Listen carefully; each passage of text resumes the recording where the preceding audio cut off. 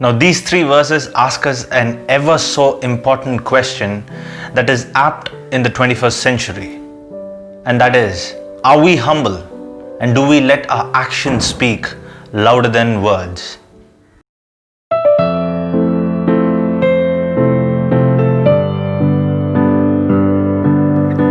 Hi, my name is Varun and welcome to episode 11 in Decoding the Bhagavad Gita. In this episode, we are decoding verses 21 to 23. So let's proceed to these three verses. After both armies had blown their respective conches, it was thus declared readiness for battle. Now Arjuna is portrayed in these three verses as someone who is fearless as compared to his fellow opponents. And hence he, seated along with Krishna in his chariot, overlooks the entire battlefield.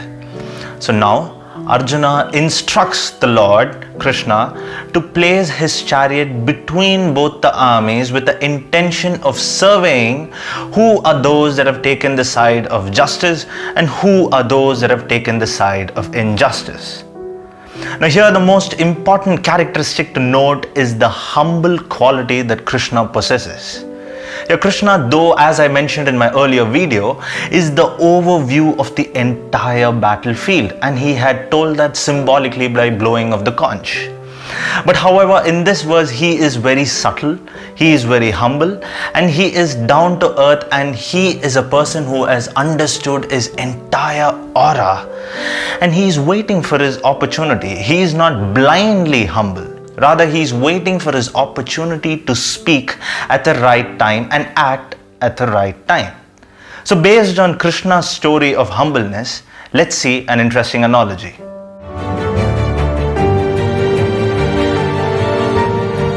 This analogy is based on one of the most renowned and influential scientists named Sir Isaac Newton.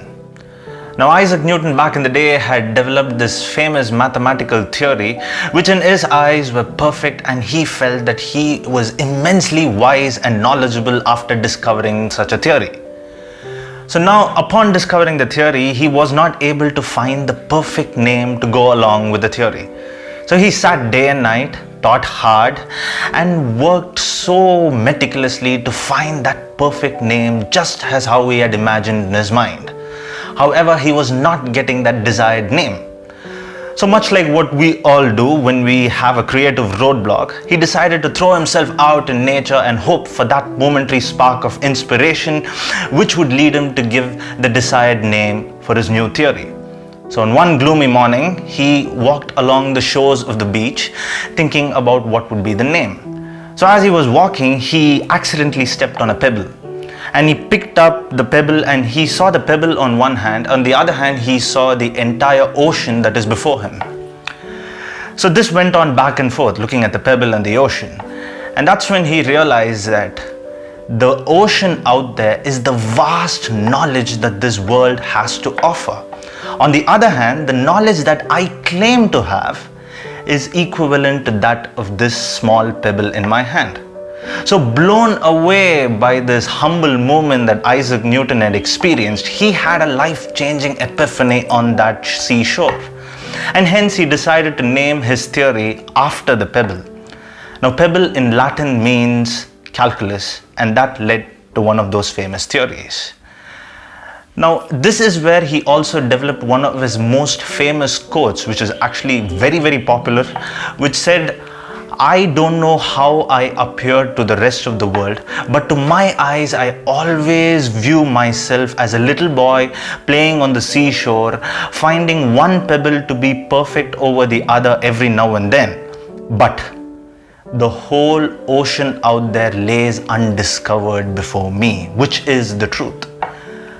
Now in this story of Isaac Newton, we can infer two things. Number one, looks are very deceptive, and the story is fun, but the theory in reality is not that fun to solve. However, the real story behind this message of Isaac Newton is that even how such a intelligent man, even how such a wise, knowledgeable man is able to stay humble, is able to stay grounded, and most importantly, how he put that in his works. That was the same humility that Krishna had in the battlefield to Arjuna. So that is the theme of this verse, and that is what this question from this verse is, are we humble? Now don't you forget guys, it will always lead the way, and all you have to do is free your mind. And also guys, don't forget to hit the subscribe button so that you don't miss out on any of your future videos. And also, if those who want to learn the real translation of the verse, I have given the links to that below in the description box. And that's episode number 11, and until the next episode, it is goodbye.